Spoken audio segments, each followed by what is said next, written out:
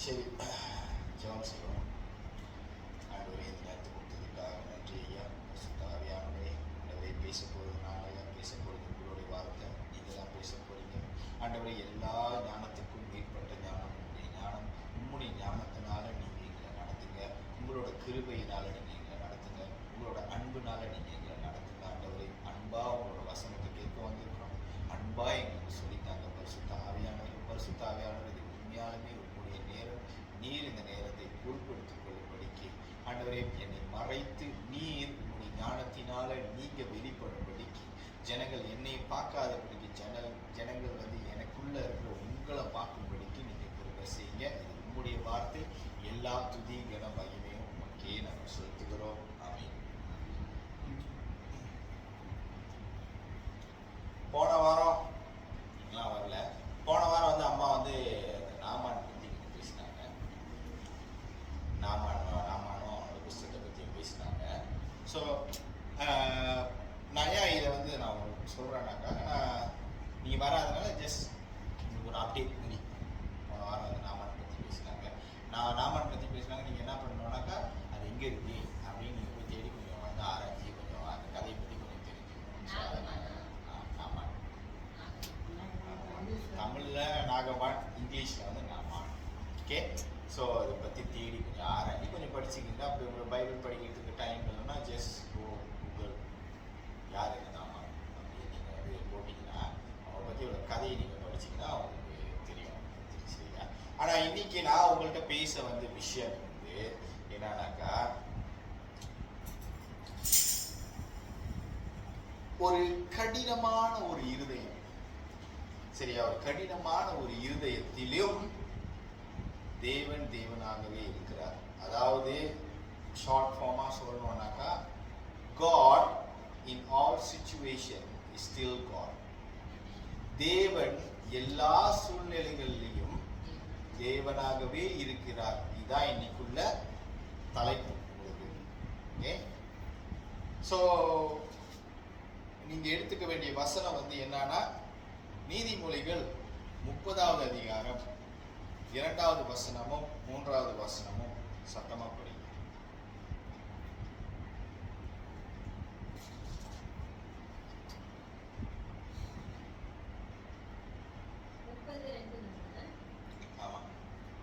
மனுஷர் எல்லாரிலும் நான் மூடன், மனுஷனுக்கு ஏற்ற புத்தி எனக்கு இல்லை. நான் ஞானத்தை கற்கவும் இல்லை, பரிசுத்தரின் அறிவை அறிந்து கொள்ளவும் இல்லை. புரியுதுங்களா? அதாவது பரிசுத்தரின் அறிவை அறிந்து கொள்ளாததினால் தான் இருதயம் கடினப்படுது.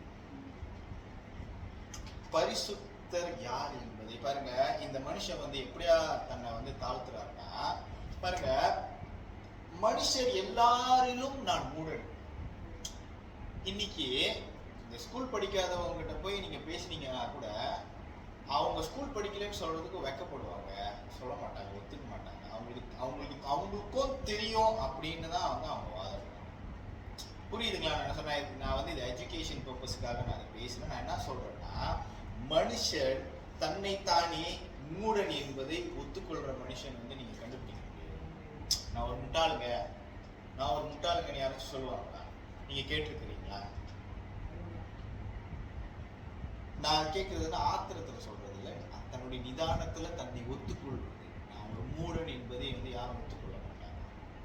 அப்ப இங்க நான் இன்னைக்கு உங்ககிட்ட என்ன பேச வந்திருக்கிறேன்னா, மனுஷனோட இருதயத்தின் கடினமும் தேவன் அவருடைய ஞானத்தினால செயல்படுவதும், இது ரெண்டுத்துக்கும் நான் வந்து ஒட்டி வந்து ஒரு விஷயத்தை வந்து நான் உங்களுக்கு சொல்ல போறேன்.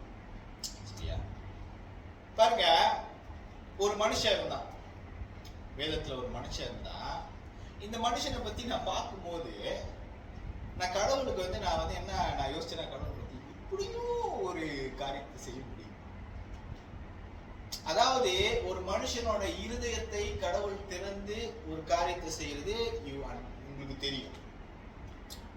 இப்ப உங்களுக்கு ஒரு சிச்சுவேஷன், இப்ப கூட நீங்க ஒரு சாட்சி சொன்னீங்க. அந்த மேனேஜர் வந்து அவங்க வந்து அந்த பாப்பா வந்து வீடு வரைக்கும் வந்து விட்டுட்டு போனாங்க. ஒரு மனுஷனோட இருதயத்தை திறந்து காரியத்தை செய்யறது கடவுள் இப்படி செய்ய முடியும்ன்றது உங்களுக்கு நம்பிக்கை இருக்கு. ஆனாலும் வழியே இல்லாத இடத்துல, உங்க மேல இரக்கமே இல்லாத இடத்துல, உங்க மேல கிருபையே இல்லாத இடத்திலும் தேவன் தேவனாகவே இருப்பார். அது உங்களுக்கு தெரியுமா? நீங்க இந்த கண்ணோட்டத்துல பார்த்திருக்கீங்களா? நீங்க நம்ம எப்போதுமே இந்த கண்ணோட்டத்துல தான் நம்ம பார்த்திருக்கோம். தேவன் அவங்களுடைய இருதயத்தை இறங்க பண்ணிக்காரு. ராஜாக்களுடைய இருதயம் தேவனுடைய கருத்துல இருக்கிறது. அவர் அதை நீக்கால்களை போல எந்த பக்கமும் திருப்பறதுக்கு வல்லவரா இருக்கிறாருன்றது வந்து வேதத்துல போட்டு. பட் இப்படி இந்த சைட். சோ நான் இதை பத்தி பார்க்கும் போது அந்த மனுஷனை குறித்து நான் ரொம்ப ஆச்சரியப்பட்டிருக்கேன். வேற யாரோட பார்வை? ஆமென். பாருங்க, எனக்காக நீங்க இந்த வசனத்தை படிங்க. யாத்திரையாகமம் 5வது அதிகாரம் 2வது வசனம்.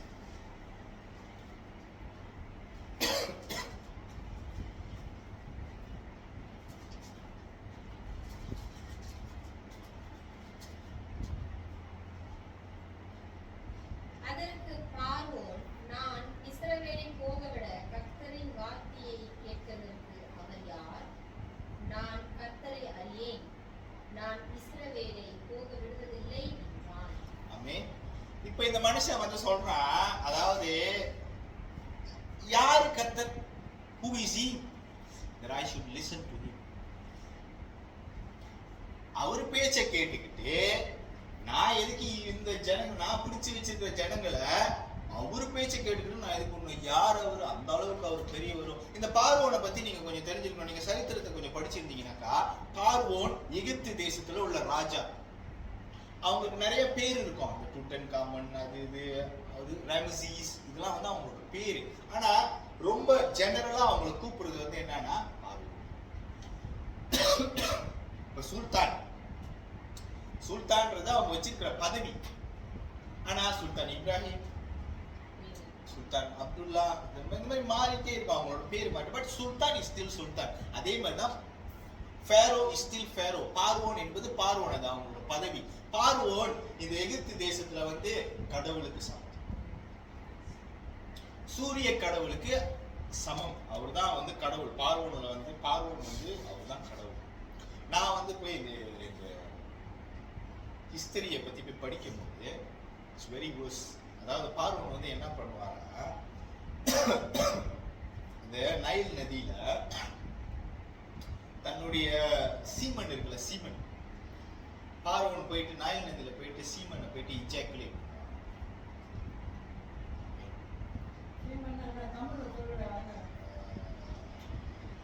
சுயப்புணர்ச்சி. நைல் நதி நல்லா இருக்கணும்னு பார்வோன் வந்து வருஷம் போய் நைல் நதியில சுயப்புணர்ச்சி, விந்தை செதறும். இதே பார்வோனோட வேலை. இந்த நைல் நதி அப்படின்ற நைல் நதிக்கு வந்து ஒரு கடவுள், அதாவது நைல் நதியோட கடவுள் வந்து யாருன்னா முதலை கடவுள். அவங்களோட கடவுள் வந்து என்னன்னா முதலை தானே, மனுஷனோட முதல கடவுள் தான் வந்து நைல் நதியோட காட். ஆமா. எகிப்தியர்களுக்கு நிறைய தெய்வங்கள் இருந்தாங்க. காக்கா மாதிரி இருக்கும், குடி மாதிரி இருக்கும், நாய் மாதிரி இருக்கும், முஞ்சி, நிறைய விதமான தெய்வங்கள் இருந்தாங்க.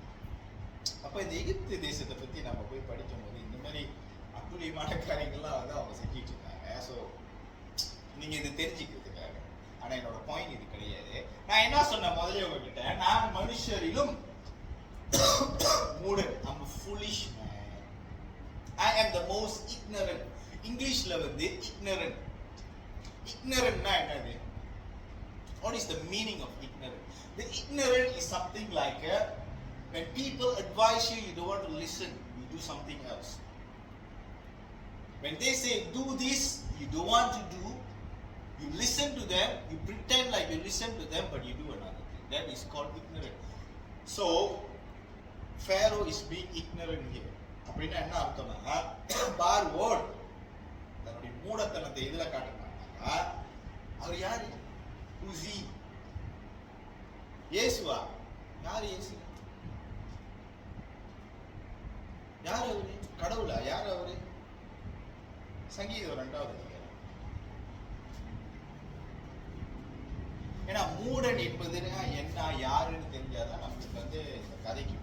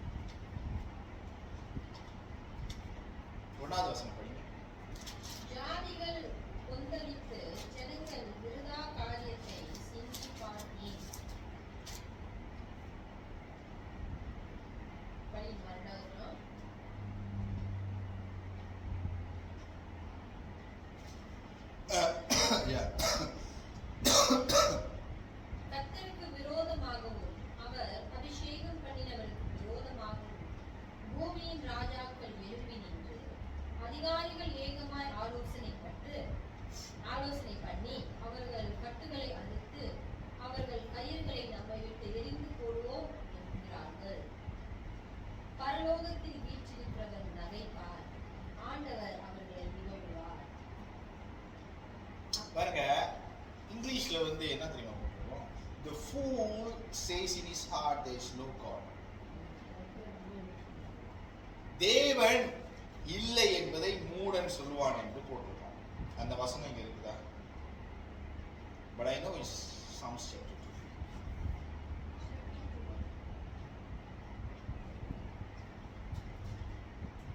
ஜாதிகள் கொந்தளித்து கர்த்தருக்கு விரோதமாகவும் அவர் அபிஷேகம் பண்ணினவருக்கு விரோதமாகவும் பூமியின் ராஜாக்கள் எழும்பி நின்று அதிரிகள் வேகமாய் ஆலோசனை பண்ணி அவர்கள் காடுகளை அறிந்து தேவன் இல்லை என்று மூடன் 14. Okay sorry. தேவன் இல்லை என்று மதிக்கெட்டவன் தன் இருதயத்தில் சொல்லிக் கொள்கிறான்.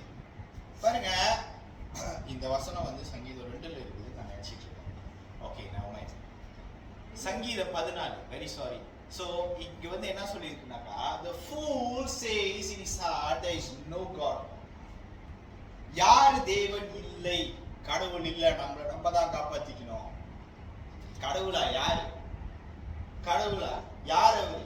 இந்த சூரியன் தான் எனக்கு கடவுள், இந்த சந்திரன் தான் எனக்கு கடவுள், நான் பார்க்கிறது தான் எனக்கு கடவுள், நான் பார்க்கிறது தான் எனக்கு கடவுள், நான் பார்க்கிறவங்க தான் எனக்கு கடவுள். சில பேர் அப்பா அம்மாவை கடவுளா பார்ப்பாங்க, செத்து போனவங்க கடவுளா பார்ப்பாங்க. பட் நீ கடவுளா பார்க்கிற விஷயம் கடவுள் இல்ல, கடவுள் வேற ஒருத்தர், வேற ஒரு person, is a different person அப்படின்னு நான் உங்ககிட்ட சொல்லும் போது நீ நம்பலனா நீ என்னது என்னது? You are a fool. You are a fool. நான் சொல்லல, வேதம் சொல்லு. புரியுதுங்களா? கடவுள் இல்லை என்பதை மூடன் சொல்லுகிறான். அப்ப இந்த படிச்ச அந்த வசனம் இருக்குதுல்ல, பார்வோன் வந்து என்ன கேட்கிறாரு? அதற்கு பார்வோன், நான் இஸ்ரவேலை போகவிட கர்த்தரின் வார்த்தையை கேட்கிறதுக்கு அவர் யார்?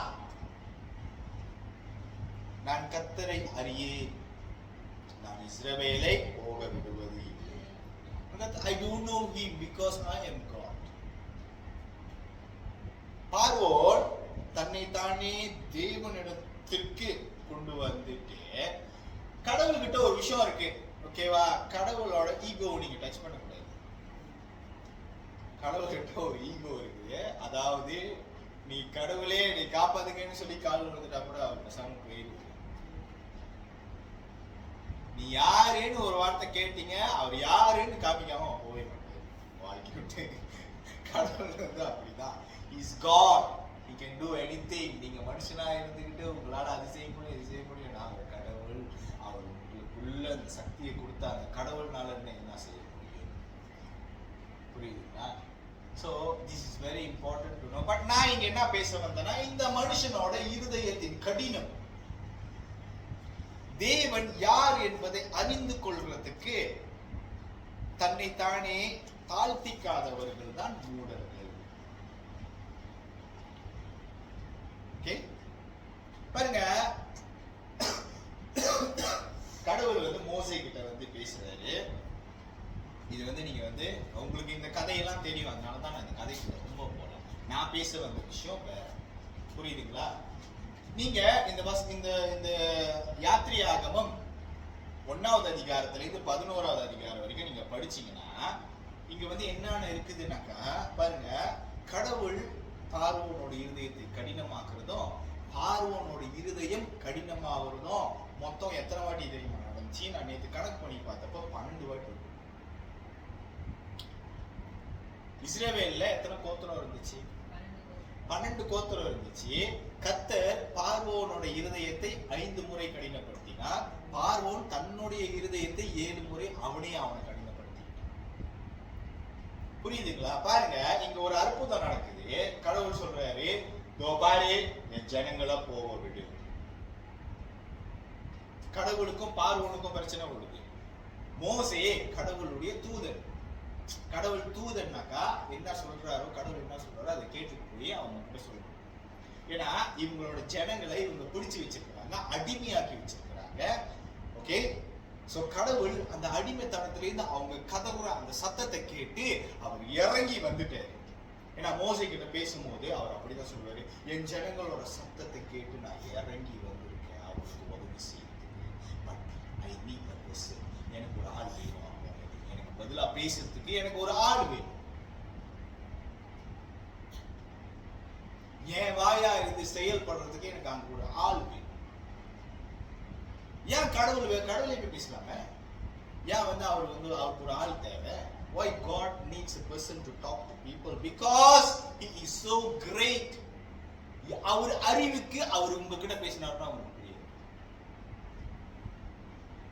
அவருடைய ஞானம் பயங்கரமான ஒரு ஞானம். இங்க பாருங்க, உங்க வாழ்க்கையில ஒரு சூழ்நிலை வரும், நீங்க யாராவது ஒருத்தர்கிட்ட பயங்கரமா மாட்டிப்பீங்க, எதிரிகிட்ட மாட்டிப்பீங்க, யார்கிட்ட மாட்டிப்பீங்க. பாருங்க, கடவுளா இந்த இடத்துல இருந்து பார்க்கும்போது அவர் எப்படி தெரியுமா பார்ப்பாரு?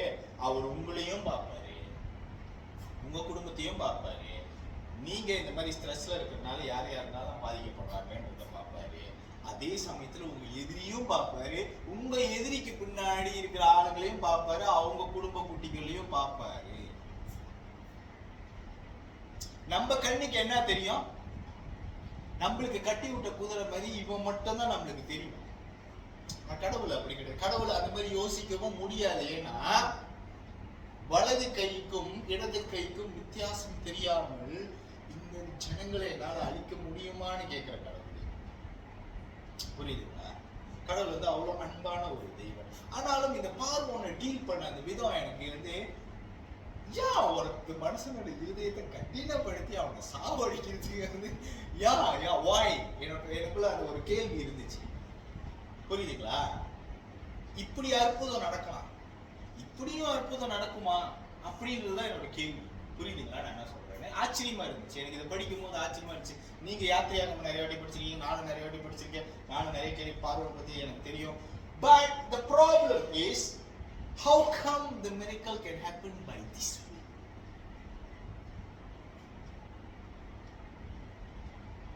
This is the knowledge of God that you won't understand.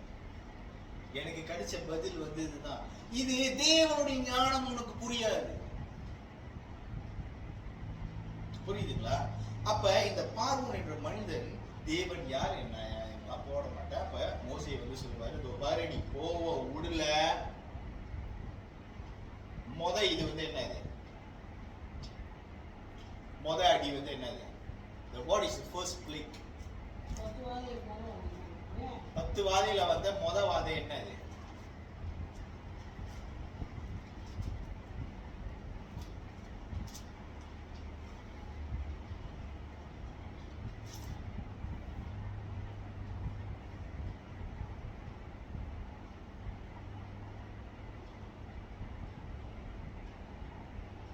சொல்லுங்க.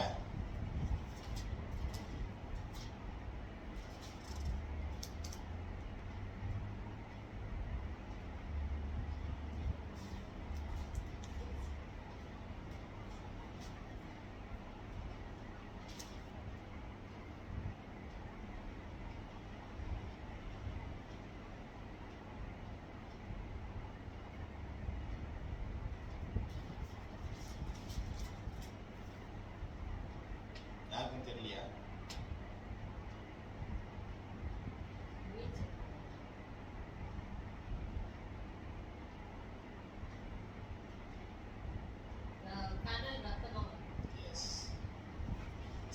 முதல் வாதம் என்ன தெரியுமா? அந்த நைல் நதி, நான் முதல்ல சொன்னேன்ல, அந்த நைல் நதி இப்ப ஜனங்களை போக விடலன்னு பார்வோன் அந்த நைல் நதிக்கு போகும்போது மோசே அந்த இடத்துக்கு நீ ஜனங்களை போக விடுறியா இல்லையா தேவன் கேட்கிறாரு. இல்ல, நான் போக விட மாட்டேன். அப்ப தேவன் அந்த நைல் நதிய பக்கமா உள்ளுக்குள்ள மீன் முதல்ல கடல், அது பெரிய அடி. எகிப்தியர்களுக்கு அதுக்கு பெரிய அடி. ஏன்னா நைல் நதி கடவுள் யாரு? நான் முதல்ல உங்ககிட்ட சொன்னேன், முதலை கடவுள். முதல்ல எப்படி கடவுள்? நைல் நதி. நைல் நதியில் உள்ள ஜீவன் எல்லாம் செத்து போச்சு. நைல் நதி ரத்தமா மாறிடுச்சு. அதாவது நைல் நதி மாத்திரம் இல்ல, அங்க இருக்கிற குளம் போட்ட எல்லாம் ரத்தமா மாறிடுச்சு. ஜனங்கனால தண்ணி குடிக்க முடியல. எகிப்தியர்களுக்கு அடி ஆண்டவர் அடிச்ச அடி என்னன்னா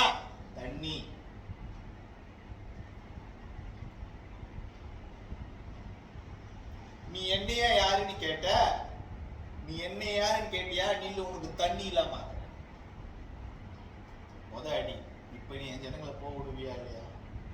அந்த அற்புதத்தை பாருங்களேன். அவன் என்ன பண்ணுவான்னா, அவனோட மந்திரவாதிகளை கூப்பிட்டு, அவனுக்குன்னு சில மந்திரவாதிகள் இருக்காங்களா, ராஜாக்கு மந்திரவாதிகளா இருப்பாங்கல்ல, கூப்பிட்டு இது எப்படி நடந்துச்சு, இந்த மேஜிக்ல செஞ்சு காட்டுன்னு சொன்னோன்னா அவனுக்கு செஞ்சு காமிச்சிருவானுங்க. ரத்தத்தை தனியா மாத்தி காமிச்சோன்னே பார்வோனோட இருதயம் கடினமா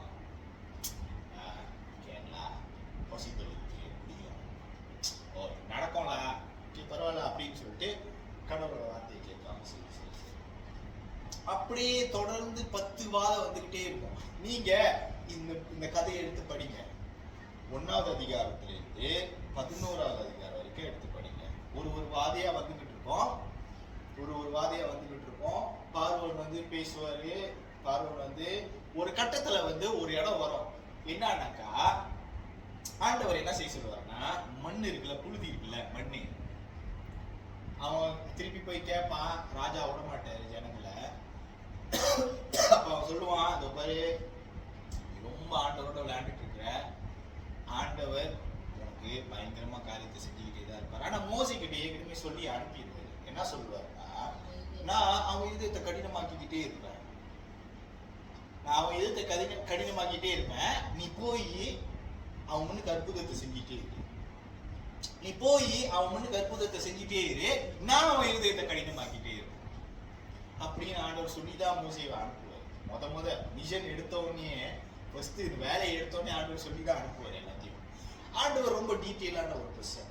அவர் உங்களுக்கு ஏதாவது செய்ய கொடுத்தாருன்னா அவர் உங்களுக்கு டீட்டெயிலா எல்லாத்தையும் சொல்லிதான் அனுப்புவார்.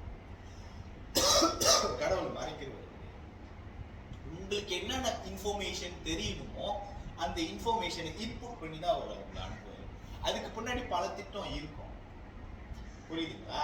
ஆனா அது நம்மளுக்கு புரிய வேண்டிய அவசியம் இல்லை. நம்மளுக்கு என்ன திட்டம் ஆண்டவர் சொல்றாரோ அதை நம்ம கேட்டு செஞ்சா உங்க மண்டைக்கு அது போதும். சோ அப்ப அங்க போகும்போது அவன் சொல்லுவான், நீ ஜனங்களை விடமாட்டுற, இந்த வாட்டி ஓகே நீ விடமாட்டுற, புழுதி எடுப்பாரு, மண் எடுப்பாரு, மண் எடுத்து இப்படி காத்துல தூவிட்டோம்னா என்ன ஆகும்னா, அவங்க மேல ஒரு விதமான பூச்சி, என்ன சொல்லுவாங்க, குத்து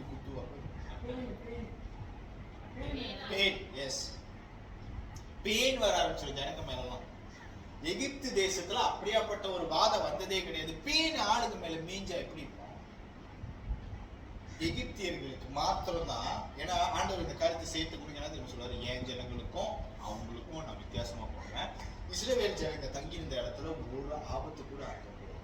ஆனா இந்த எகிப்து தேசம் முழுவதும் பெயின், அவன் மேல பெயின், பார்வோன் கிட்ட வேலை செய்யறவங்க மேல பெயின், ராஜாவோட வீட்டிலேயே பெயின், ராஜா மேலேயே பெயின்.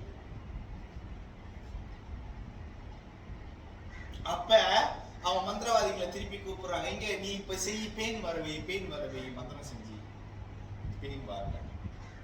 மந்திரவாதிங்க அட்வைஸ் பண்றாங்க, பார்வோனுக்கு இது கண்டிப்பா கடவுளோட காரணம், விட்டுருங்க ஜனங்களை விட்டுருங்க அப்படின்னு சொல்றாங்க. மந்திரவாதிங்க அட்வைஸ் பண்றாங்க. அப்ப பார்வோனோட இருதயம் கடினமான மறுபடியும் அவனோட இருதயம் கடினமாகிட்டே இருந்தது. 12 தடவை நீ எடுத்து கணக்கு பண்ணி பாருங்க, 12 தடவை வருது. கடவுள் அவனோட இதயத்தை கடினமாக்கிட்டே இருந்தது.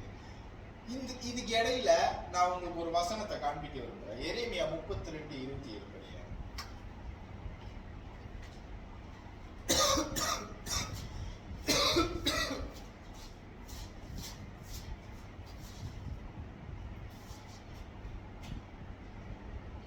இதோ நான் மாம்சமான யாவருக்கும் தேவனாகிய கர்த்தர் என்னாலே செய்யக்கூடாத அதிசயமான காரியம் ஒன்றுண்டோ?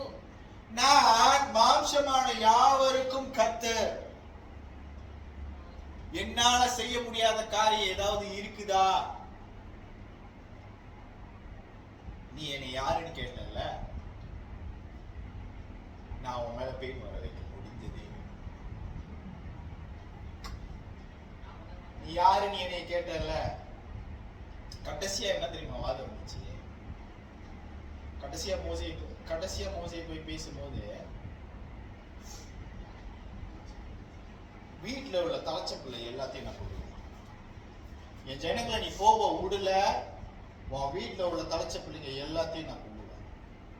கடவுளுடைய அற்புதத்தை காமிக்க காமிக்க காமிக்க காமிக்க ஒரு மனுஷன் அடிவாங்க அடிவாங்க அடிவாங்க, அவன் இருதயம் எப்படி போயிருக்கணும்? ஆனாலும் உங்களுக்கு ஒரு விஷயம் தெரியுமா? பார்வோனோட இருதயம் இறங்கணும்னு நினைக்கும் போது ஆண்டவர் அவன் இருதயத்தை மறுபடியும் கடிப்பாங்க.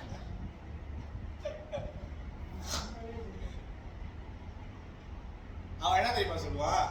என்னை ஆசீர்வதிச்சுதேன்னு சொல்லுவான். கடைசியா பிள்ளைய அடிச்சுட்டு ஆண்டவர் சொல்லுவாரு, நீ ஜனங்களை போடல, நாளைக்கால இந்த எகிப்து தேசத்துல இருக்கிற எல்லா தலைச்ச பிள்ளையும் தலைச்ச மிருகத்தையும் நான் அடிப்பேன். ஆனா இஸ்ரேல் ஜனங்களுக்கு என்ன சொல்றாருன்னா, நீங்க ஒரு ஆட்டுக்குட்டி எடுத்துட்டு ஓகே, நீங்க ஒரு பண்டிகை கொண்டாடி நீங்க அதை வெட்டி நீங்க எல்லாம் சாப்பிடுங்க. அந்த ஆட்டுக்குட்டியோட ரத்தத்தை எடுத்து உங்க கது டாக் போஸ்ட்ல சாட் அடிச்சிருங்க, போட்டுருங்க, வண்ணந்திட்டுருங்க. அப்ப அன்னைக்கு ராத்திரி 12 மணிக்கு நான் இப்படி உலாவும் போது உங்க வீட்டுல டாக் போஸ்ட்ல ரத்தம் இருக்கிறத பார்த்துட்டு நான் பாஸ் பயப்படுவேன். That is why it is called Passover. புரியுதுங்களா?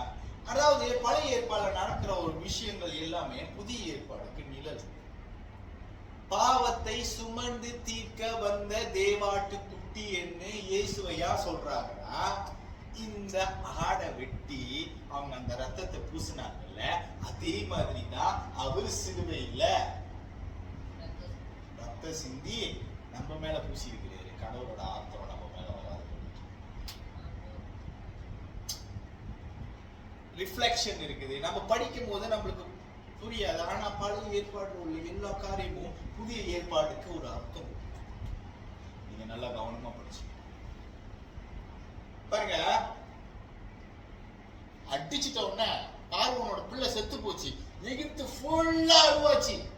ஆனா இஸ்ரேல் ஜனங்களோட ஒரு தலைச்ச பிள்ளை, ஒரு தலைச்ச ஆடோ மாடோ சாப்பிட. ஆரம்பத்திலே கடவுள் மோசே கிட்ட சொல்லி அனுப்புவாரு, இவனுங்களே உன்னை அடிமைப்படுத்தினானுங்கல்ல, இவனுங்களே உன்னை ஜாமா கொடுத்து துரத்துவானுங்க. 6வது அதிகாரம் 1வது வசனம் படிங்க.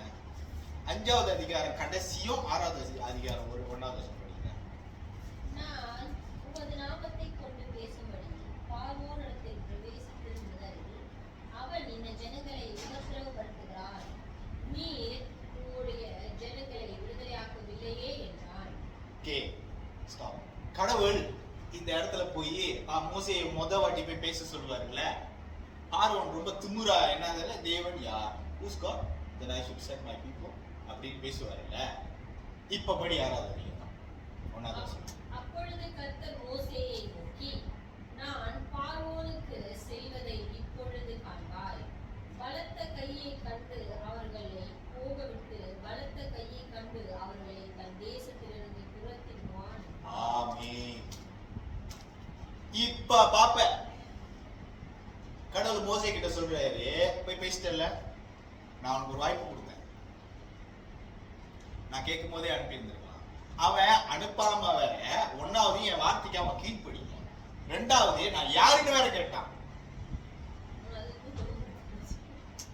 நீ யாருன்னு கேட்ட கடவுள்கிட்ட இப்ப பாப்ப, நீ இப்ப பாப்ப என்னோட பலத்த கரம், என்னோட பலத்த கரத்தினால அந்த காரியத்தை செய்ய முடியும். 10வது வாரம் வந்துட்ட உடனே பிள்ளைங்களை அடிச்சு சாவடிச்சிட்ட உடனே பார்வோன் இப்ப என்ன பண்றான்? இப்ப இவனுங்க சும்மா சும்மா போய் பார்வோனை பார்த்துட்டு இருந்தானுங்க. புரியுதுங்களா? பார்வோனு இவனுங்க போய் பார்த்துக்கிட்டு இருந்தானுங்க, ஜனங்களை விட்டுரு ஜனங்களை விட்டுரு. இப்ப பார்வோன் கூப்பிடுறா, வா வா வா வா வா வா, காம் காம் காம் காம். மோசே ஆரோன் வந்த உடனே, இந்த பேருப்பா உன் பிள்ளைங்க எல்லாம் அவங்க ஆளுங்க எல்லாத்தையும் கூப்பிட்டு காலி பண்ணிடு, உரத்தா இருக்க கூடாது, உங்களுக்கு என்ன வேணுமோ எல்லாத்தையும் எடுத்து போங்க. என்னையும் ஆசீர்வதிச்சு ப்ளீஸ் பிளஸ்.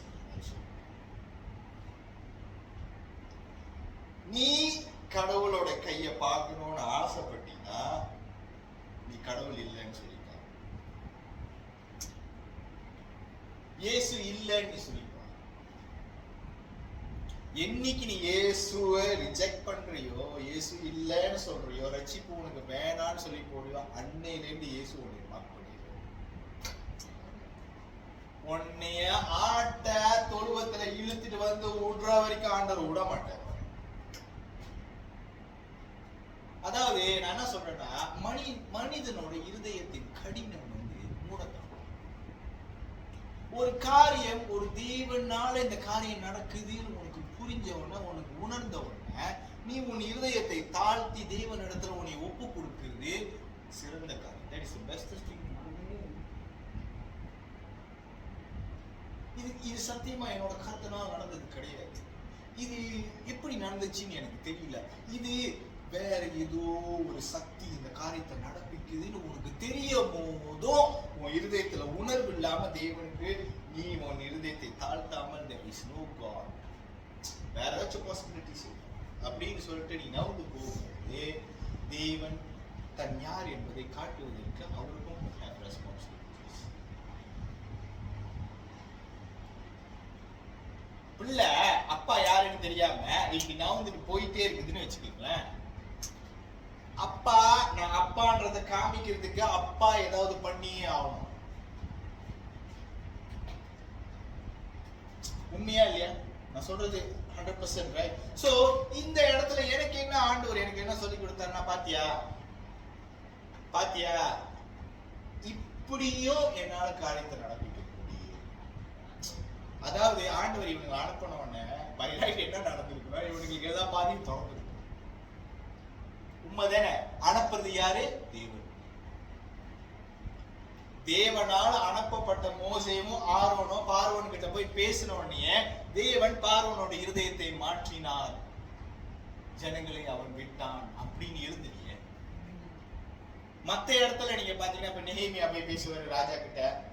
தேவன் அந்த ராஜா அர்த்தசாஸ்தா ராஜாவோட இருதயத்தை மாத்தினாரு.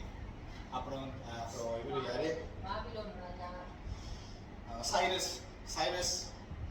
சைரஸ் என்னுடைய வேலைக்காரன். சைரஸ் வந்து என்ன தெரியுமா சொல்லுவான், அவன் பதவிக்கு வந்துட்டு உடனே, இந்த ஜாமான் எடுத்துட்டு போங்க, போய் ஆலயத்தை கட்டினா. அப்படி தேவன் ஆளுங்களோட இருதயத்தை மாற்றினான். அப்படியாப்பட்ட நெபுகாத்நேசர் ராஜாவோட இருதயத்தை கூட தானியேல் மூலமா தேவனால மாற்ற முடியும். தானியேல் 10 நாள் எனக்கு கீரை கொடுங்க, எனக்கு கீரை கொடுக்க அந்த அதிகாரி கிட்ட கேட்கும் போது பாருங்க, கடவுள் அந்த அதிகாரியோட இருதயத்தை தொட்டார். தானியேலுக்கு அவன் 10 நாளும் சைவர் தான் கொடுத்தான் அப்படின்னு சொல்லி நம்ம படிக்கணும். ஏன் பார்வோனுக்கு அந்த சலாக்கியம் எல்லாம் போச்சு? பார்வோனுக்கு அந்த சலாக்கியம் எல்லாம் போச்சு. அப்பதான் நான் ஒரு விஷயத்தை கண்டுபிடிச்சேன். நீங்க இந்த வியாத்திரி ஆகமம் அதிகாரத்தை படிச்சுக்கிட்டே வரும்போது ஒரு இடத்துல தேவன் என்ன தெரியுமா சொல்லுவாரு, இதுக்காகத்தான் நான் பார்வோனியை படைச்சேன்னு சொல்லுவாரு.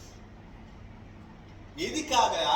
அவன் இருதயத்தை கடினமாக்கி அந்த எகிப்திய சேனையை கடலுக்குள்ள கொண்டு போய் அழிக்கிறதுக்காகவே அவனை படைச்சான்.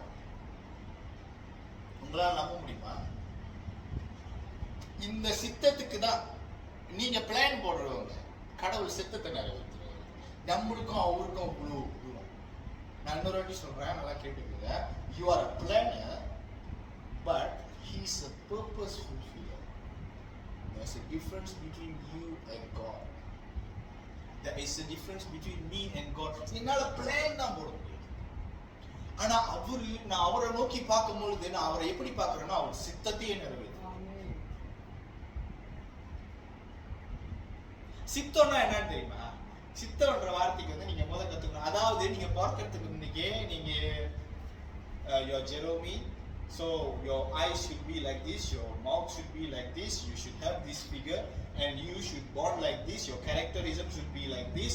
You are here, you will born for Louis Mary, you will born for Bhakyanathan, you will work here, and okay, after a while you will work there. Everything is written even before you came into your mother's womb. You are destined to be here.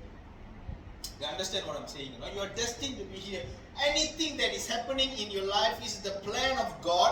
Anything that is, even your enemies, are God's plans. You see, ஒரே ஒரு கேள்வி கேட்கிறவங்க பாருங்க, இஸ்ரவேலுக்கு ராஜாவை தேர்ந்தெடுக்கிறதுக்கு முதல் ராஜா யாரு? சவுல். சவுலை தேர்ந்தெடுக்கும் போது தேவன் எப்படி அவனை பார்த்து தேர்ந்தெடுக்கிறாரு? கேட்டாங்களா? ராஜாவை எப்படி தேவன் தேர்ந்தெடுக்கிறாரு? எப்படின்னா அவனோட குவாலிட்டி எப்படின்னா, எல்லா ஜனங்களிலும் இவர் கொஞ்சம் உயரமா இருக்கு. இந்த மாதிரி இவன் தான் ராஜா, இவனை கூப்பிடு, இவன் எல்லா ஜனங்களிலும் உயரமா இருக்கு. அப்ப சவுலு தப்பு பண்ணிட்டோன்னே அடுத்த ராஜாவை தேடணுமா இல்லையா? அப்ப அடுத்த ராஜாவை தேடும் போது தேவன் எப்படியாப்பட்ட ராஜாவை தேடி இருக்கணும்? சவுலை விட உயரமான ராஜாவை தேடி இருக்கு. பை ரைட் அதானே, ப்ரொசீஜர் படி அதானே.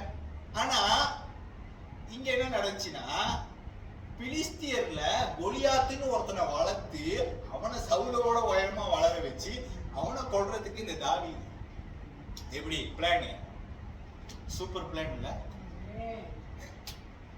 அதாவது இந்த கோலியாத்து 9 feet tall,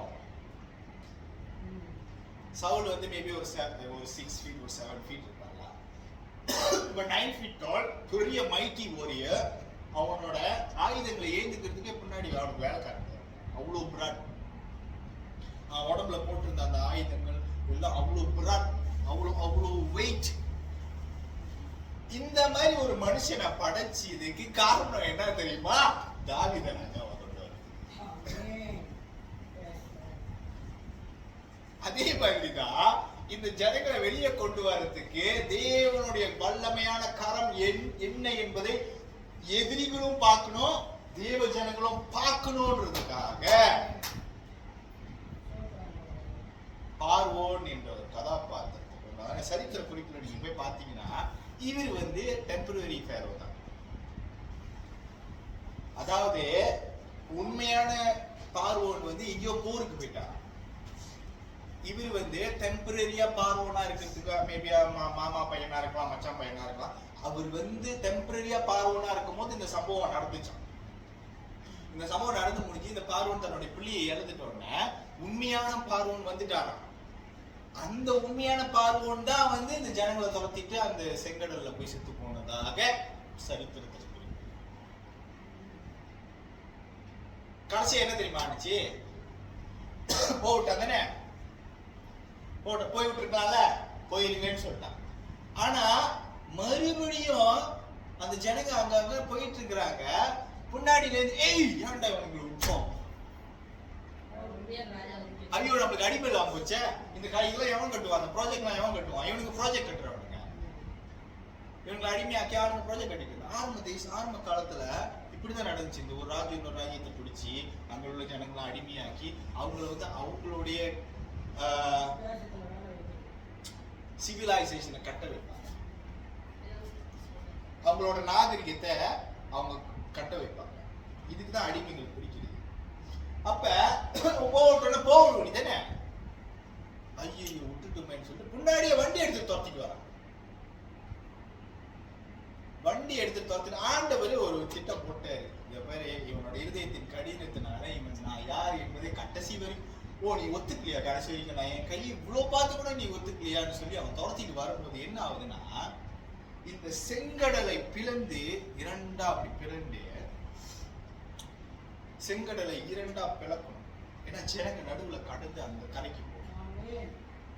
செங்கடலை இரண்டா பிளக்கணும். செங்கடல செவுரு மாதிரி இப்படி நின்றுட்டு இருக்கு, தண்ணி வந்து இப்படி செவுரு மாதிரி இப்படி நின்றுட்டு இருக்கு. இந்த தண்ணிய இப்படிலேருந்து இப்படி கொண்டு வரதுக்கும் இப்படி இந்த தண்ணியை இப்படி ஃப்ரீஸ் பண்றதுக்கும் எத்தனை வாட்டி டெம்பரேச்சர் மாறி இருக்கு. தண்ணி இந்த தரை இருக்குல்ல, நடக்கிற அந்த தரை வரைக்கும் காயணும். என்ன மாதிரி டெம்பரேச்சர், இது கொஞ்ச நேரத்துல செஞ்சு ஆகணும். இது ரெண்டுமே இப்படி செவுரு மாதிரி நிக்க வைக்கணும், இந்த தண்ணியை ஐஸ் ஆக்கணும். அப்புறம் அவனுங்க வரும்போது இந்த தண்ணியை அப்படியே கரைச்சி இப்படி மூழ்க வைக்கணும் அவனுங்களை உள்ளுக்கு. என்ன மாதிரி பிளான், என்ன மாதிரி பிளான் அது பாருங்க. நீங்க can you imagine the thing? தண்ணி இப்படி ரெண்டா பிளக்குது, உங்களால வந்து யோசிக்க முடியுதா? இவனுங்களுக்கு எஸ்கேப் அடிக்க வைக்கிறதுக்கு உங்களுக்கு இவ்வளவு பெரிய பிளான் போட்டு வச்சிருக்கு. புரியுதுங்களா? அவங்களுக்கு எஸ்கேப் ஆக்கி விட்டுருக்கீங்க. அப்ப அந்த டைம் எடுக்கும்ல, டைம் அவங்க துரத்திட்டு வரானுங்க முன்னாடி தண்ணி பிளந்து it will take some time. It will take some time. ஏன்னா தண்ணி காயணும் ஆகணும். இன் பிட்வீன் கடவுள் அவங்களை எப்படி தெரியுமா ப்ரொடெக்ட் பண்றாங்க? முன்னாடி வந்துகிட்டு இருக்காங்க, நின்றுட்டு இருக்காங்க. ஒண்ணு கடவுள் வந்து செத்துருக்கணும், இல்லை அவங்க கையில மாட்டி செத்துருக்கணும். புரியுதுங்களா? அந்த மாதிரி ஒரு சூழ்நிலை. ஆனா அவர் என்ன தெரியுமா பண்றாரு? அந்த ரதத்தோட சக்கரங்களை உடைச்சு விடுறது, அவங்களுக்கு டிலே பண்றாரு, அவங்க ஜனங்க கிட்ட வராதபடிக்கு டிலே பண்றாரு. டிலே பண்ணி மொத்த ஜனங்களும் அந்த இடத்த விட்டு தாண்டின பார்வோனோட அதிகாரிங்க என்ன பண்ணானுங்க தெரியுமா? அவங்களுக்கு இந்த மாதிரி டிலே ஆகுது, கடவுளுக்கு பயங்கரமா சண்டை போறாரு. அவங்களும் ஒருத்தன் சொல்லுவான், அங்க பாருங்க கடவுள் அவங்களுக்காக சண்டை போறாரு, நம்ம இப்பயே திரும்பி போயிடலாம் ராஜா, ப்ளீஸ் லெட்ஸ் கோ அப்படின்னு. No come. இருதயத்தின் கடி. இருதயத்தின் கடினத்தினால கடைசியா என்ன ஆச்சுன்னா, ஜனங்க கடந்த அந்த தேசத்துக்கு அங்க போயிட்டாங்க, அடுத்த காய்க்கு போயிட்டாங்க. கரெக்டா இவனுங்களை நடுவுல கொண்டு வந்து மொத்தத்தையும் மூடிட்டாரு கடவுள். கடவுள் யூடியூப்ல நீங்க போய் பாருங்க, அவங்க அந்த செங்கடலை வந்து ஆராயும் பொழுது உள்ளுக்கு ரதங்கள் எல்லாத்தையும் வெளியெடுத்தாங்க. அப்ப இந்த சம்பவம் நடக்கலன்றீங்களா? That's why நான் முதலே சொன்னேன், தேவன் இல்லை என்று. If you deny Jesus, you are a foolish man. நீ தேவன் இல்லை என்பதை நீ வந்து மறுதலிச்சிட்டீனா you are a foolish man. பாருங்க, அங்க கதை நிப்பாட்டல, கண்டினியூ பண்ணி இது வரைக்கும் எங்க வருதுன்னா, தேவ ஜனங்களை காப்பாத்தி கூட்டிட்டு வந்தவன தேவ ஜனங்களும் அதே காரியம் தான் பண்றாங்க. கூட்டு வந்து 3 நாள்ல ஏய் சாப்பாடு எங்க, தண்ணி எங்க, எங்களை இதுக்குதான் கூட்டு வந்தியா சாவடிக்கிறதுக்கு? அங்க அவனுக்கு வேலை செஞ்சுட்டு இருந்தப்ப கூட எனக்கு நல்ல சாப்பாடு கிடைச்சிச்சு. நீ அடிமைத்தனத்துல இருந்து நீ கத்திக்கிட்டு இருந்த, மறந்துட்ட.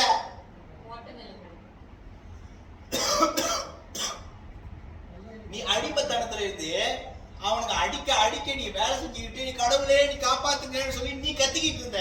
இப்ப இங்க வந்து 3 நாள் சென்று சாப்பாடு இல்லைன்னு கத்துற, நான் அவனை காப்பாத்தி கூட்டிட்டு வந்தேன். இப்படி ஒரு பிளான் போட்டவருக்கு அப்படி ஒரு பிளான் போட்டு சாப்பாடு போட்டு தெரியாதா? கடவுள்கிட்ட போய் நல்லபடியா மோசி ப்ளீஸ் கடவுள்கிட்ட கொஞ்சம் ஆதாரம் கேளுங்க, நான் எடுத்து அந்த மாவுலாம் கொடுத்துச்சு, எங்களுக்காக கொஞ்சம் பரிந்துரைங்க, எங்களுக்காக கொஞ்சம் வேண்டிக்கங்கன்னு சொன்னா ரொம்ப சந்தோஷப்பட்டு போயிரு, காடையை அன்னைக்கே கொடுத்துருப்பாரு. ஆனா மூமுத்தனால அந்த பலத்தக்கார இங்க உங்க எதிரி கிட்ட கடவுளே உங்க எதிரியை வந்து தண்டிக்கும் போது, உங்க எதிரி கிட்ட திரும்பி நின்று உங்க எதிரிக்கு வந்து சாத்தும் போது உங்களுக்கு ரொம்ப சந்தோஷமா இருக்குல்ல பாக்குறதுக்கு, அதே கடவுளை இப்படி திரும்ப அநேக ஊழியக்காரர்களுக்கு கூட இந்த விஷயம் தெரிய மாட்டேங்குது. தன்னுடைய எதிரிகள் விழுவதை நினைச்சு ரொம்ப சந்தோஷப்படுறாங்க. ஆனாலும் தேவன் இப்படி திரும்பறதுக்கு ரொம்ப நேரம் ஆவாது.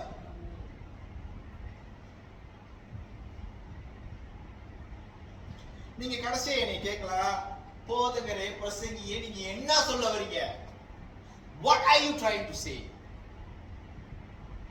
பாருங்க, இவ்வளோ காரியங்கள் நம்மளோட புஸ்தகத்துல நம்மளோட கையில ஆண்டவர் இந்த புஸ்தகத்தை கொடுத்து படிக்க வைத்திருக்கிறாரு. அவரோட மேன்மைகளை பத்தி தெரிஞ்சுக்கிறதுக்காக, அவரோட மேன்மைகளை பத்தி தெரிந்துவிட்டு ஜனங்களுக்கு சொல்றதுக்காக. பாருங்க, மோசே யார் தெரியுமா? இந்த பிளான்ல வந்து மோசே யாரு? கடவுளுடைய spokesman. Is the spokesman of God.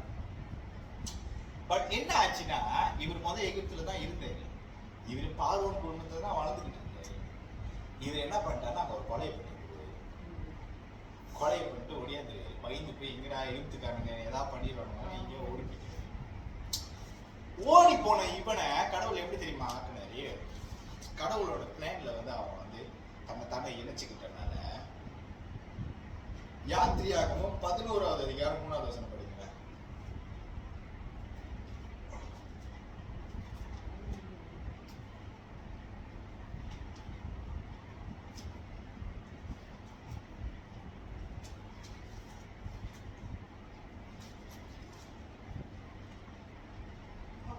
அப்படியே கர்த்தர் ஜனங்களுக்கு எகிப்தியரின் கண்களில் தயவு கிடைக்கும் என்பதை செய்தார்.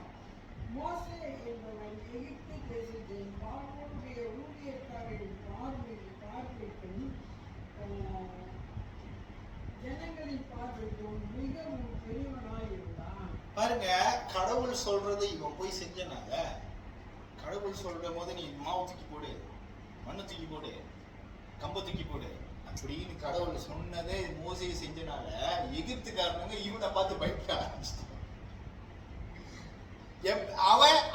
அவன் ஒரு காலத்துல கொலை பண்ணிட்டு எகிப்துக்காரனுக்கு பயந்துட்டு அவன் ஓடிட்டான். இப்ப கடவுள் வந்து அவனையே கூட்டு வந்து எவன் கொலை பண்ணானோ அவனையே கூட்டிட்டு வந்து எகிப்துக்காரனோட கண்களுக்கு முன்பதாக நேர்மையா பார்த்தாங்களா. பாருங்க, he was highly regarded.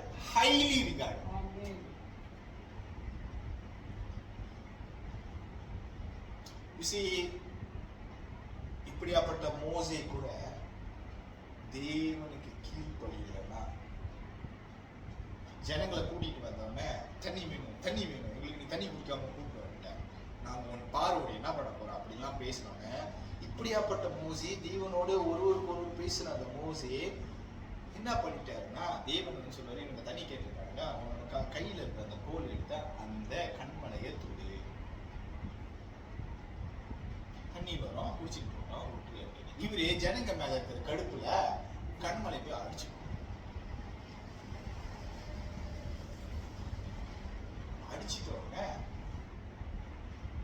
கடவுள் சொல்லிடுவாரு, ஓகே சாரி, இதோட முடிஞ்சிருச்சு, உனக்கு பதிலா இன்னொருத்த வந்துருவான், அவன் தான் ஜனங்களை வந்து நான் கூட்டிட்டு போற தேசத்துக்கு கூட்டிட்டு போவான். You are not leader anymore because you never obeyed me. You never regarded me as holy in front of my enemies. தேவனுடைய சத்துருக்கள் யாரு?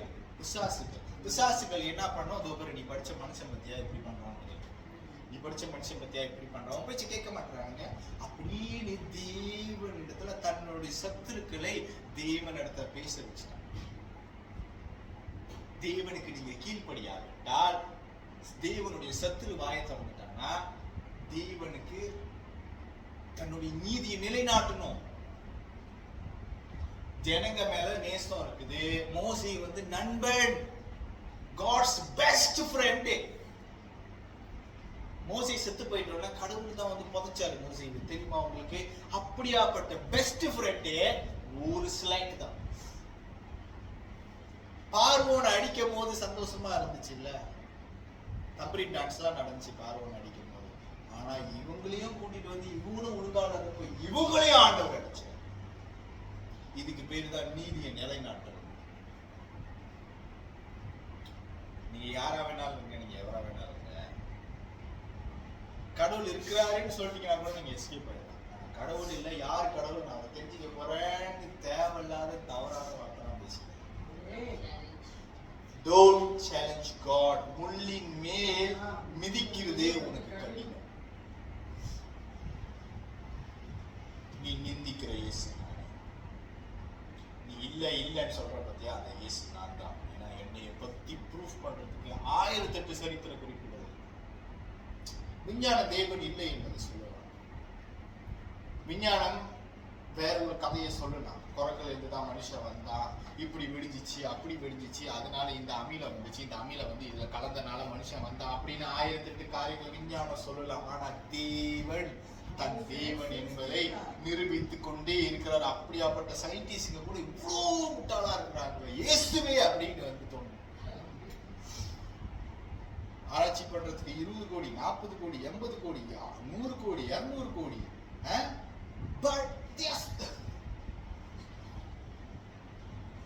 பேசிக் என்னது? கர்த்தருக்கு பயந்து அவரோட கட்டளைகளை நடக்கிறது தான் பேசிக். That is nothing. சொல்றதை மட்டும் நீ செய். என் பிளான் பெருசு. நான் அந்த பிளான்ல அவன்கிட்ட சொன்னா உனக்கு புரியாது. Okay, you don't understand what is my plan. Okay, நான் என் பிளான்ல ஒரு சைட்ல நான் உன்னை சேர்த்திருக்கேன். அதுவே உனக்கு போதும். அதனால என் கிருபை. ஒரு மனுஷனோட இருதயத்தை கடினமாக்கி கூட அற்புதத்தை செய்ய முடிஞ்ச எனக்கு தெரிஞ்சு இந்த மாதிரி கடவுள் இதுதான். This is it. This is God. மனுஷனோட இருதயத்தை ஃபேவர் ஆக்கியும் அவரால் செய்ய முடியும். மனுஷனோட இருதயத்தை கடினமாக்கியும் அவரோட காரியம் நடக்கும். அவரோட திட்டத்தை நீங்க ஒண்ணுமே there is no plan that can succeed against him. There is no plan that can succeed against him because he is the planner. He is the purpose fulfiller. You are just a planner. Next time when you go to God, humble yourself. கடவுள்கிட்ட போய் சொல்லுங்க, நான் மூடன், I'm a stupid man. If you never do so, நீங்க செய்யவில்லை என்றால், கடைசியா ஒரே ஒரு வசனத்தை மட்டும் நம்ம படிச்சு காட்டிட்டு இதை முடிச்சிடறேன். ஏன்னா தேவன் என்கிட்ட இந்த காரியத்தை பத்தி பேசும்போது எனக்கு அவ்வளோ ஒரு பலவீனமாயிட்டு. I became very weak. நீதிமொழிகள் 1வது அதிகாரம் 32வது வசனம் படிக்கிறேன். பேதைகளின் மாறுபாடு அவர்களை கொல்லும், மூடரின் நிர்விசாரணம் அவர்களை அழிக்கும். அழிச்சுச்சா? பார்வோன் அழிச்சானா? The fool says in his heart there is no God. Who is the fool? The fool is the one who asks, who is God? Why should I obey him? So கடைசியா அப்படி கேட்டல, உன்னோட வழிகள் உன்னை எங்க கொண்டு போக போகுதுன்னா மூடரின் நிர்விசாரணம் அவர்களை அழிக்கும். That's all. அதாவது என்ன அர்த்தம்னா உன் முடிவை நீயே தேடிக்கணும். God is so amazing. எப்படி இருந்துச்சு இது உங்களுக்கு கேட்கிறதுக்கு? எப்படி இருந்துச்சு? How is it? எப்படி இருந்துச்சு உங்களுக்கு இதை கேட்கறதுக்கு? தேவன் எவ்வளவு அமேசிங்கா ஒரு காரியத்தை செஞ்சிருக்காரு பார்த்தீங்களா? எனக்கு இது படிச்ச உடனே எனக்கு இது புதுசா படிச்ச மாதிரி. இந்த யாத்திரையால இந்த காரியம், இந்த சம்பவம், பார்வோனோட சம்பவத்தை படிக்கும் போது புதுசா இருந்துச்சு. வாவ், அது மட்டும் தான் என்னால சொல்ல முடியும். வாவ், இந்த மாதிரி மனுஷன் இருதயத்தை கடினமாக்கி அவனை இழக்க வந்தாலும் அவன் இருதயத்தையும் இன்னும் கடினமாக்கி அவங்க கொண்டு போய் கடைசியா ஒரு இடத்துல சொருவர் வரைக்கும் காணும். I mean, we have such a great God. Okay, if you don't want to spend time for him, if you don't want to go and look for him, நீங்க உங்களுக்கு இருக்கிற தேவன் வந்து ரொம்ப வல்லமையான ஒரு தேவன். அவரு கூட நீங்க நேரத்தை செலவு பண்ணலனாலோ, இல்ல அவரோட வசனத்தை நீங்க படிக்கலனாலோ, அவருக்கு நீங்க கீழ்ப்படியில உங்களுக்கு விருப்பம் இல்லைனாலும், உங்க ரத்தப்படி உங்க தலைமை. ஆமென். சரி, நம்ம எழுதி ஜெபம் ஆண்டவரே இந்த நேரத்துக்காக நன்றி. அனைத்து காரியங்களும் செய்யறதுக்கு ஆண்டவரே 1008 திட்டம் உங்ககிட்ட இருக்கலாம். மேபி அது எங்களுக்கு புரியாம இருக்கலாம் ஆண்டவரே. மேபி உங்களோட திட்டம் எங்களோட வாழ்க்கையில என்னதுன்னு எனக்கு புரியாம இருக்கலாம் ஆண்டவரே. ஆனாலும் நீங்க உங்க திட்டத்தை நிலைநாட்டுகிற தேவன், நீங்க உங்க சித்தத்தை நிறைவேற்றுகிற தேவன் ஆண்டவரே. நாங்கள் ஆண்டவரே மூடரிலும் ஆண்டவரே நாங்கள் மூடர்கள் ஐயா. நீர் உம்முடைய ஞானத்தினாலே எங்களை நிரப்பும், பரிசுத்தரின் அறிவை எங்களுக்கு கொடுக்கும்படிக்கு ஆண்டவராகிய இயேசு கிறிஸ்துவின் நாமத்தினாலே எங்கள் இருதயங்களை தாழ்த்தி உங்களை வேண்டிக் கொள்கிறோம் பிதாவே.